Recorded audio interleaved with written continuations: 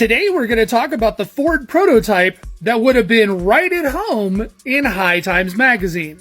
So the US hadn't entered World War II yet, but Ford Motor Company was definitely feeling the strain when it came to getting the supplies that they needed in order to continue automotive manufacturing. The Ford team was obviously struggling at this point to get enough steel to keep the assembly line moving.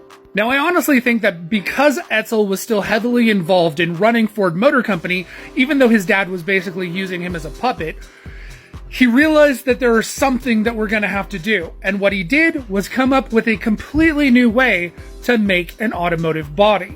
The prototype was debuted on August 13th, 1941, and it was deemed the soybean car. The team at Ford had designed for the first time an agricultural plastic, basically derived from soybeans, corn, wheat, flaxseed, remi, and I believe jazz cabbage fibers. This new substance was incredibly easy to sculpt, and not only that, it had the benefit of not denting. You could basically hit this thing with a sledgehammer. Yeah, I'm not joking. They actually did this as a gimmick when they released the car.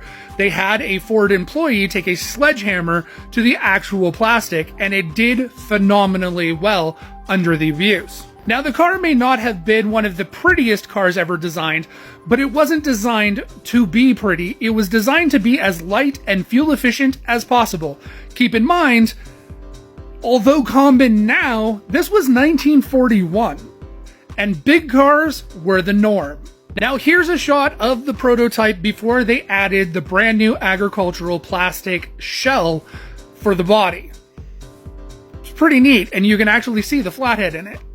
Now here is another shot of the prototype. Now this wouldn't have been the production vehicle. This car was specifically designed to be as light as possible and as fuel efficient as possible. So it probably would have taken some evolutionary changes before people had gotten their hands on it.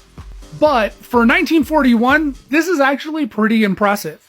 Now, the other significant advantage to this car is that Ford had evolved their flathead to actually run on the devil's lettuce's oil, not gasoline. Which honestly begs the question, why exactly are we not doing that now? So unfortunately, just after the debut of this car, Ford entered wartime production. The prototype ultimately failed because after World War II, when they could eventually start making cars again, gas was plentiful, steel was plentiful, and the car, well, it had lost its purpose.